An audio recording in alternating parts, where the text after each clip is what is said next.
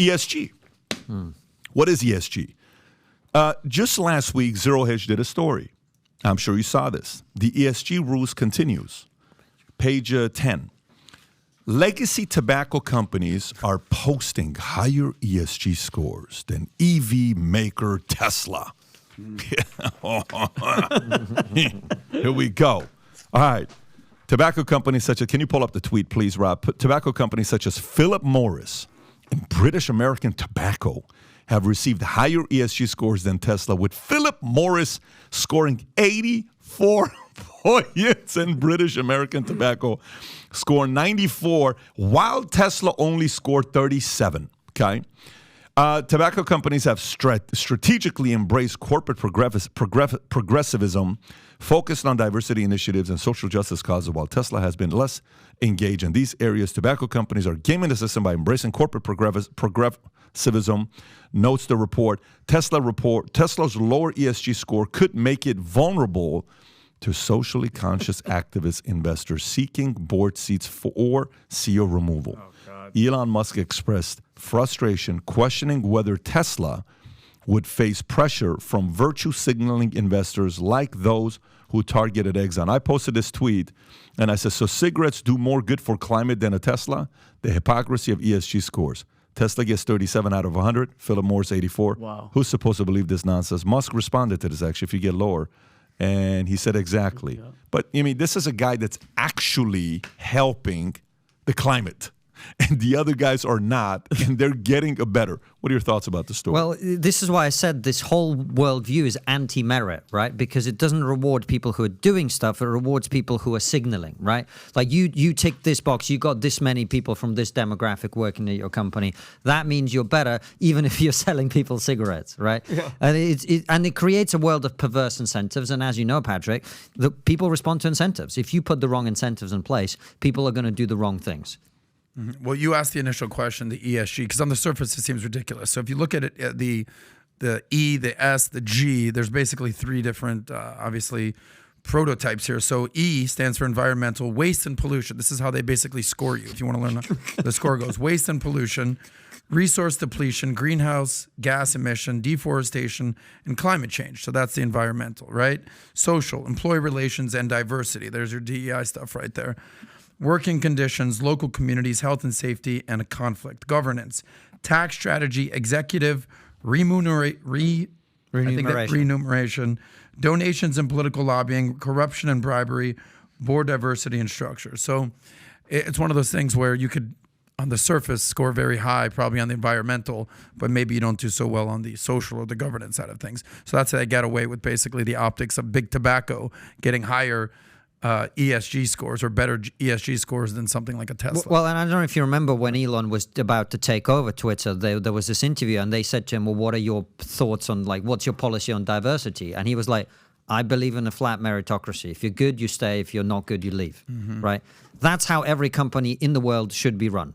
Okay, and that is anathema to these people. To them, that's like they freak out when they hear that, right? Because they're anti-merit. This is my point, right? They don't want the company to be as successful as possible. They want to tick all their social justice boxes because that's what they believe in. Ideology.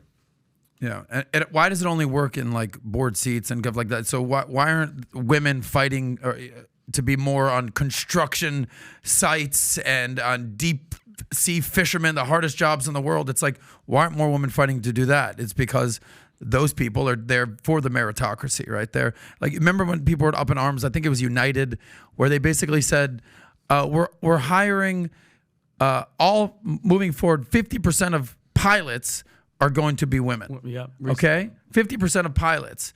And they were like, yeah, but 90% of the applicants are men.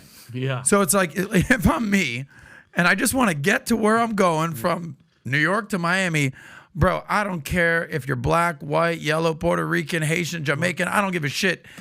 Get me from point A to point B. Yeah. I don't need being like, well, did you check off the diversity box? No, in I order want to the fly best this plane person for the job. Get me the pilot who's going to get me there safely. Yeah. Not person checking the DEI, ESG, OPP score. Rob, and I don't know if you can find this story. In the UK, we had this situation in the Royal Air Force where they had a diversity drive. They decided to recruit a certain number, and then they basically said, we're not hiring any more useless white men. Oh, God. Right? And then they just couldn't get any fucking pilots. People were like, that's it. And, 160 white men. they actually sued the government and got paid out because they were being discriminated against. That Because is so funny. in the Air Force, these are the guys that drop bombs on our enemies. Yeah. I don't care who they sleep with or what their skin color is. I just care that they're good at dropping bombs. Can we just get some guys who can do that? Yeah. You know what I mean? What are we doing? Again, common sense is going to prevail, guys, because more and more people from all sides are going to sit there who are Democrats, who are Republicans, who are whoever. They're going to say, yeah, you know what? I don't know, man. I'm just not, I can't see this thing making any sense. You know what? I'm done. I'm done with this. There's going to be more and more of that happening. You know what, Patrick? I agree with you. And I think, we got to be optimistic. But more, there's actual evidence for this. So I get invited to speak at different places, including corporate situations, right? And they're all very scared to hear from me about this because I show them this shit. And I'm like, this is what's going on. And they know it from the inside anyway. And very few of them will say anything publicly. Privately, they all agree. They all know. They all know this. The corporate people, the people who are running things, they've been bullied into this. Yes. They're afraid to speak up, right? We just got to give them permission to do that by seeing that it's not just the crazies who are making these points. There's some reasonable people who want people of all races to never be discriminated against, who want people to get along, right? That's what I want. I just want you, if you're good, you get the job. If you're not good, you don't get the job. Konstantin, That's you it. hit the nail on the head about people basically being afraid to speak what's on their mind. So I do a show where I interview women on the street. Right. Okay? About not prostitutes. Not those. hey, sometimes they are. Sounded but bad. we're not discriminating over here. Yeah, It's we don't meritocracy. we don't Don't care how they ESG identify. score. But I asked them a series of questions, okay? What are you looking for in a man? What are you bringing to the table? Why would you be an ideal wife? By the way, do you think men should participate in women's sports? And that's the one question that either triggers them or basically they're like, listen, I don't really want to answer this. Not what's your body count, not, what makes you a good wife. It should men be competing in sports. And that's the question, like, Right. yeah, well, I think that, and they'll give some sort of PC answer or they'll say an answer. And then the interview's over. I'll say, hey, thank you for the interview. Is it okay if we use this on? And they'll say, yeah, but the one part about the women's sports, can we maybe not use that? Or, I don't like what I said. Or, by the way, I would have said something a little bit different, but, I have a job. So it's like, that is the one trigger point. So sometimes it takes getting out on these streets, talking to these people. That's the one thing that they won't basically get behind on camera. What you're talking about now is we're living in an age where social media and mainstream media are divisions in the army of the left that will come and attack you. These didn't used to exist. A very good friend of mine passed away recently. He was quite old, but he was the ex-president of LA Coke, which is the largest Coke bottler in America.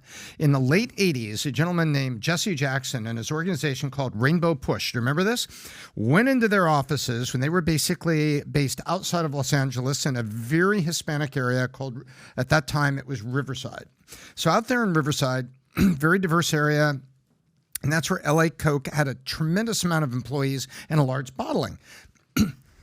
Jesse Jackson and his people wheel in, they ask for a meeting, come in the conference room, and they ask for $250,000 to be their consultant because they need to get to, and they put this number out, it was like 25 or 30% African Americans in management. And you're obviously discriminatory because of that. And they said, can you come back next week?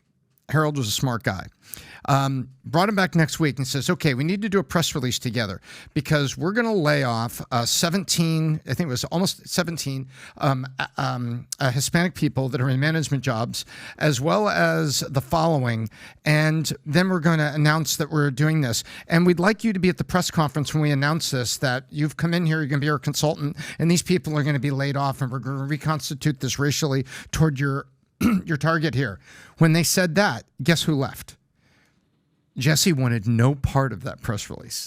No part of that press Well, they bluffed him. So they bluffed him right out, but they didn't have the mainstream media. They didn't have social media. So this has been going on for a while. It was a shakedown, and there was a book eventually written about this simply called Shakedown, where there's money in this. People are going for the money that are not true believers. And so we also have, with all the things that are going on here and the liberal media and social media coming out there, that the people you're talking about that will say things in private are scared to death of the public backlash that happens from the other side. And that's what people are running from now. They're running from that. And you have to be able to stand up to it. And you have to stand up to it and say... It's hard to do today for a lot of people. It's so hard. If you've got a job above you, yeah. Yeah, if you've got people above you, yeah. If you're working for, and like, this is going to be weird advice I'm going to give. This is the worst time ever to work for a Fortune 500 company, ever. This is the worst time to work for a company that is on the stock market, that is asking money from Vanguard, State Street, and what do you call it? Vanguard, BlackRock. Yeah, BlackRock. Because you have to abide by certain rules and guidelines, or else you're being silenced. The employee's being silenced. You're afraid to say, like, he got banned on Instagram. Okay? God. For what? For Adam? Adam's not a guy that's going to go out there and say stuff to get banned. If there's anybody that is not a guy that should get banned, he gets banned. Okay, guess what? Is he going to get his account back? 100% is going to get his account back. Is it going to take a week, 2 weeks, 3 weeks, a month, 2 months? Of course, if you work at Instagram and you follow the content, reach out. We're already dealing with a couple, but if you do, DM me if you work at Instagram, or send us an email, info@valuetainment.com, and put Adam Insta, and we'd love to follow up with you because we got some guys on the inside that's working on it. But here's the part. You're going to end up getting your account back. Why am I confident he's going to get his account back? We have eyeballs, we have distribution, we have audience, we have leverage, we have ways that we're going to get. You're going to see his account's going to come back. But how many people who don't have that, who have 1,300 followers, 1,800 followers, 2,000 followers, there is no Instagram customer service line. Nope. What are they going to do? By design. Those are the guys that are afraid, who don't want to post anything. They're worried because if somebody takes them down, they don't have that help to get somebody to get their account back. Those guys are not protected. So, no, I think it's a time where the people that want to get, like a guy calls me again. This is another guy. This is an athlete. You know who he is. He calls me. He says, I'm not happy about what's going on. We have a conversation together. I said, okay. So what do you want to do? He says, well, I'm getting all these other offers and monies are coming in from sponsorship by me just staying quiet. But I can't stand the fact that I'm doing this. And I said, how much? I said, do you have the kind of money where you don't give a shit if you get any more money? He says, I do. So I said, so what do you want? He said, but I want to get more money. I said, do you have other ways of making money without having to rely on the machine? Not yet. What do you tell this guy? Build. So, look, You got to build your own thing, yeah. right?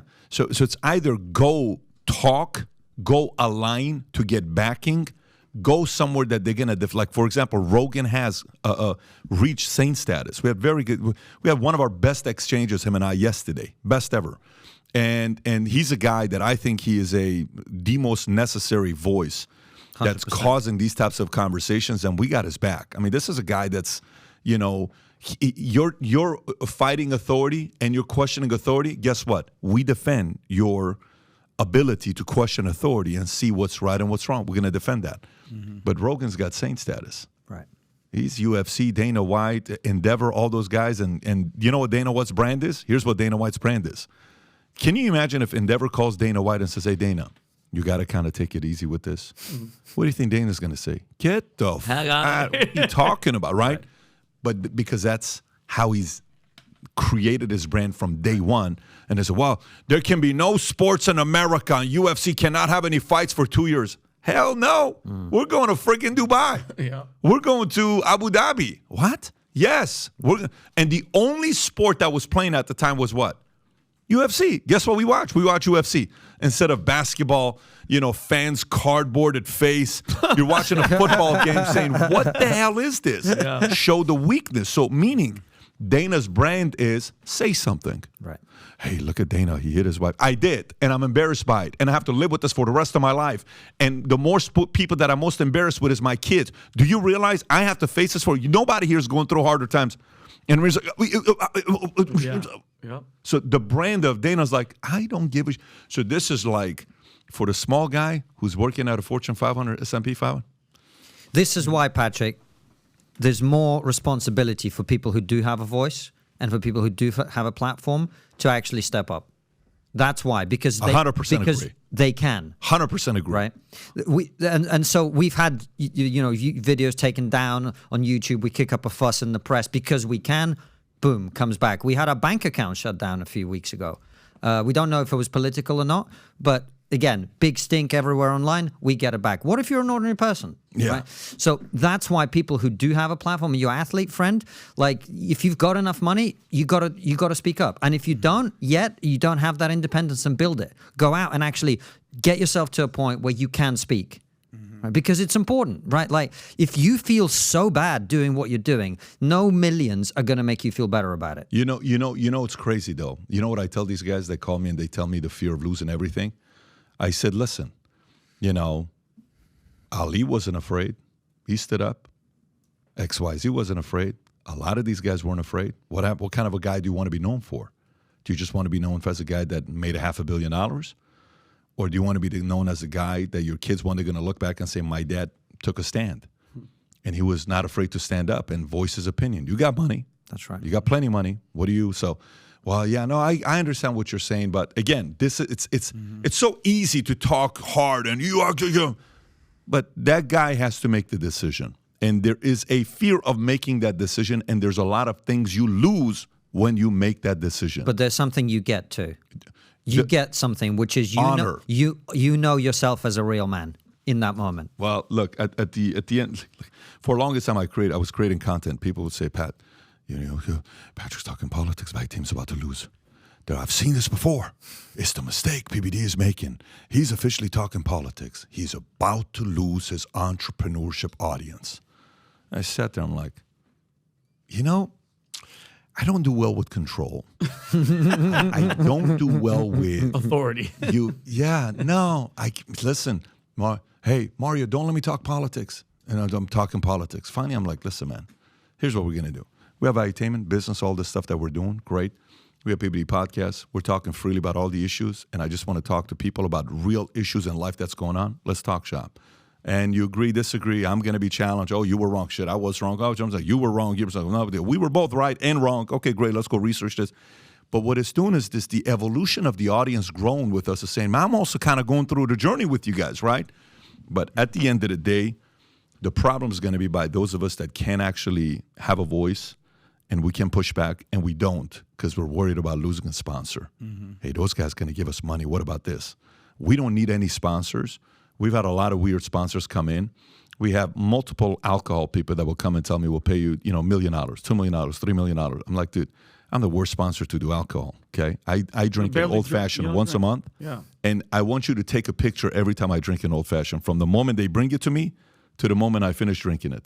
It goes from this much to how much, Adam? You see it every time. Yeah, I usually finish it.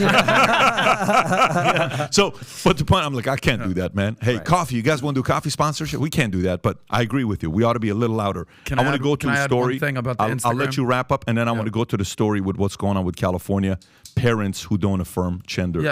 Yeah, just to circle back, you brought up the fact that my Instagram account was taken, and I really empathize with everything that's going on with Tate, because they don't give you a warning. There was no, hey, this is the reason why. There was no, hey, in order to contest this, press this button. It's just gone, man. And I can't tell you how it feels as something that's worked. I only had 100,000 followers on Instagram, but I've had it for 10 years. I worked my ass off, started doing basic money tip stuff all the way to 10 years later. Now I'm doing interviews with PBD and Andrew Tate. Like the progression. It feels like someone comes in your house, robs everything, takes it over, locks the door, and you have no ability to basically say, hey, what's going on here, guys? It's like a raping of the highest kind. And it's ultimately what I've learned from doing this show is the First Amendment here in America is the greatest thing we have. And if you silence someone, and if you muzzle someone and you can't say what's on your mind, I'm not a crazy person. I'm not a far-right conspiracy theorist. I'm not far less. I'm kind of like you, Konstantin. I'm very, very much in the middle. Very much. And, you know, what's the famous Voltaire quote? Like, I disagree with what you're saying, but I will defend vehemently your right to say it. That's how I feel right now. And it's a very weird thing. And last thing, you know, the famous quote, like, the famous poem, first they came for the Hungarians, and then I wasn't Hungarians, and then they came for the labor union, and I wasn't a labor unionist, so then I didn't say anything. Then they came for the Jews, and I wasn't Jewish, I didn't say anything. It's like, then they came for me, and there was no one left to say anything. And that's how I feel. There was like, yeah, during the January 6th stuff, I was like, yeah, it's not my thing. During the COVID thing, yeah, it's not my thing. It's like, no, now that it's happened to me, it's like, holy shit here. It's like, if they'll get you, they can go for anybody at any given point for any reason. You're going to get your account back. It's the hundreds of thousands of people that will never get their accounts back, bro. Which is sad. Those are the people that will never get their accounts back because they don't have a voice or backing to get their accounts back. And that's a very sad thing. I love your confidence that I'm going to get my account back. I'm telling you right now, you're going to get your account back. There is no question about it, but it's going to take a minute until there's fast strategy or slow strategy. The fast strategy is tomorrow you come out and tell people that you're transgender. Yeah, I'll do it right now. Guys, if you're trans, you'll get it back right. I'm trans. Check, I'm just check masquerading as a man right now. Or it's the slow Instagram, route. if you're watching right now, just my ESG score is very high. I love what Konstantin said in that speech. Can you pull up the speech on him and his wife getting pregnant 15 months ago? Of course, this is a while back, but go ahead. Yeah, press that. Watch this part. This is my favorite part of the speech. Go ahead. 15 months ago, my wife got pregnant. Not me, because we're old school. Old school. He starts laughing.